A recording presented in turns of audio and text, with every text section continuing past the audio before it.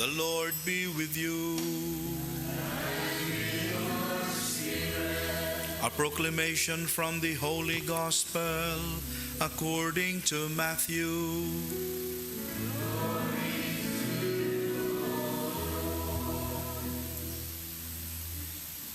Jesus said to his disciples, "Beware of false prophets who come to you in sheep's clothing, but underneath are ravenous wolves.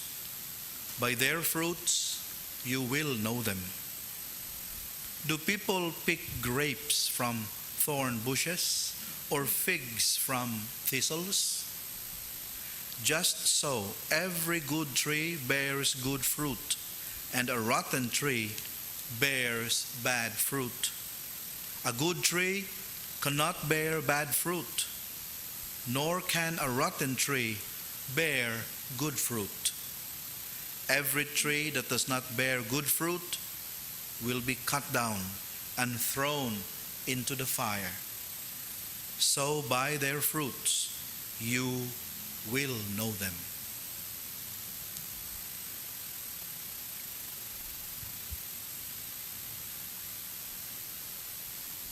The Gospel of the Lord.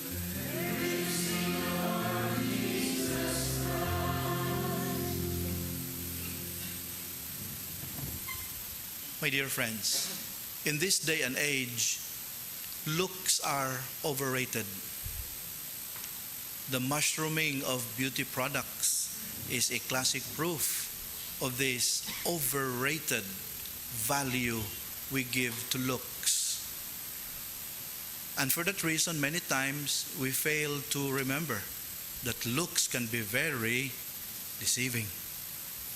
One time, I was taking a public transportation to a tourist destination. I was seated near a teenager whose skin was like a canvas of weird tattoos, and he had a lot of piercings.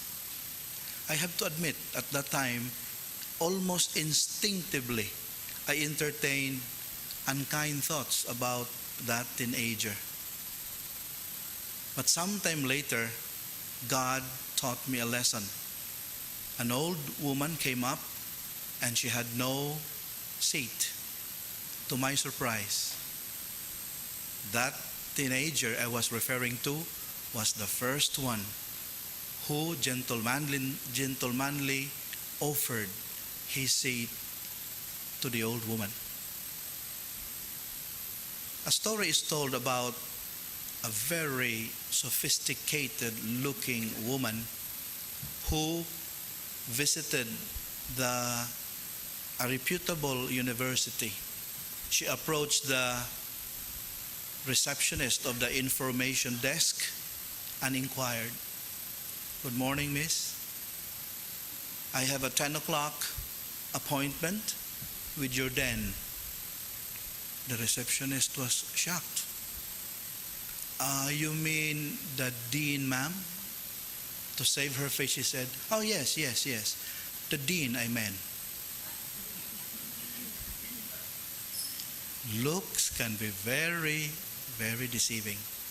No wonder, my dear friends, in the gospel passage we are reminded by the Lord, do not in any way hinge your trust on looks as regards your efforts to decipher who is telling the truth, who is announcing real good news.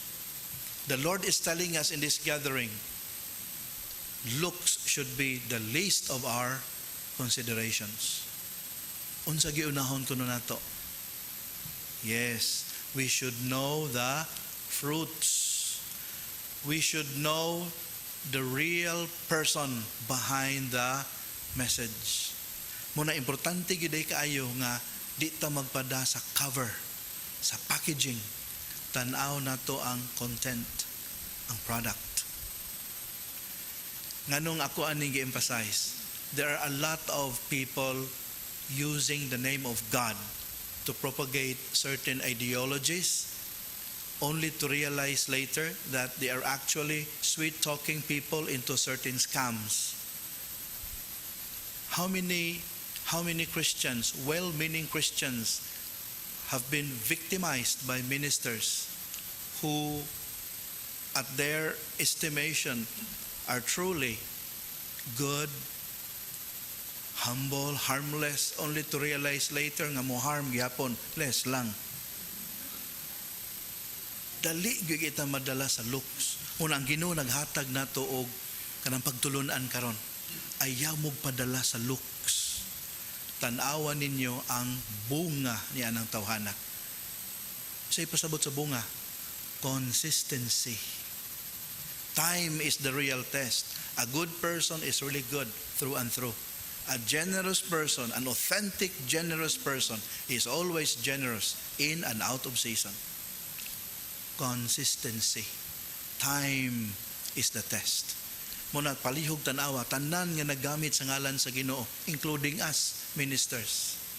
The moment we use God's name to our advantage, please automatically make the conclusion, that person is a false prophet. I should not be duped by him.